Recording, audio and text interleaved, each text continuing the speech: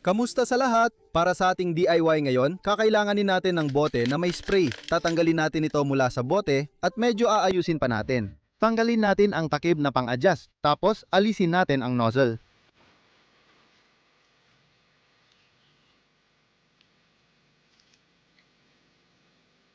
Sunod, kakailanganin natin ng metal na espongha para sa paghuhugas ng pinggan.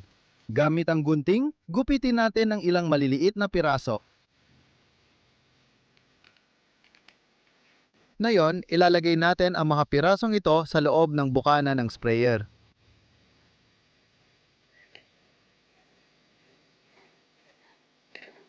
Ibalik natin ang muso at higpitan ng takip.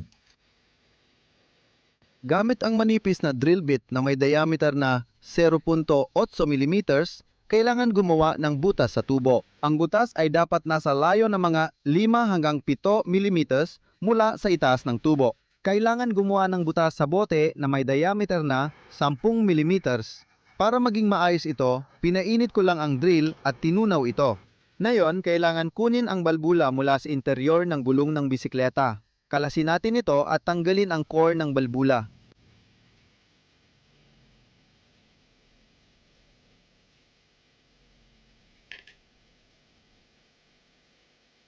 Kailangan ilagay ang balbula sa bote. Madali lang itong gawin gamit ang alambre.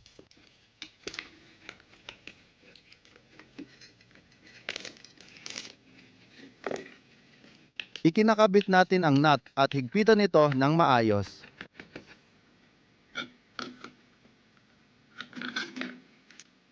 Ibalik natin ang sprayer at sa puntong ito, tapos na ang paggawa natin. Susunod, kakailanganin natin ng 0.8 litro ng tubig at kahit anong shampoo. Kumuha ako ng pangkotse, pero pwede namang gumamit ng kahit ano. Magdagdag tayo ng 50 hanggang 100 ml at haluin itong mabuti. Ngayon, ibubuhos natin ang solusyon na ito sa bote at magsisimula na tayong subukan ang ginawa natin. Kailangang ibuhos ito ng dahan-dahan para hindi masyadong bumula.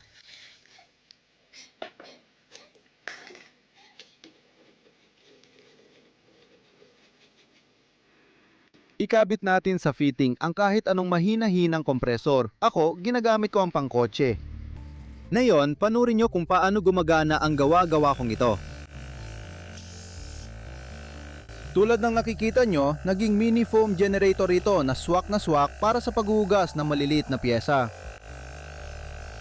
Para mas maging malapot ang bula, kailangan nyo mag-eksperimento sa nozzle. Ibig sabihin, magdagdag pa ng kaunting espongha na panghugas ng pinggan. Sa kabuuan, mahusay gumagana ang ginawa kong ito at sa tingin ko, magagamit talaga ito sa garahe. Gusto ko lang agad sabihin na hindi puputok ang bote. Una, ginawa ito para kayanin ang mataas na pressure at pangalawa, kapag pinindot mo, hindi lalampas ng 1 atmosphere ang pinapapasok ng kompresor. Kung nagustuhan ninyo ang video, mag-like na kayo. Paalam sa lahat!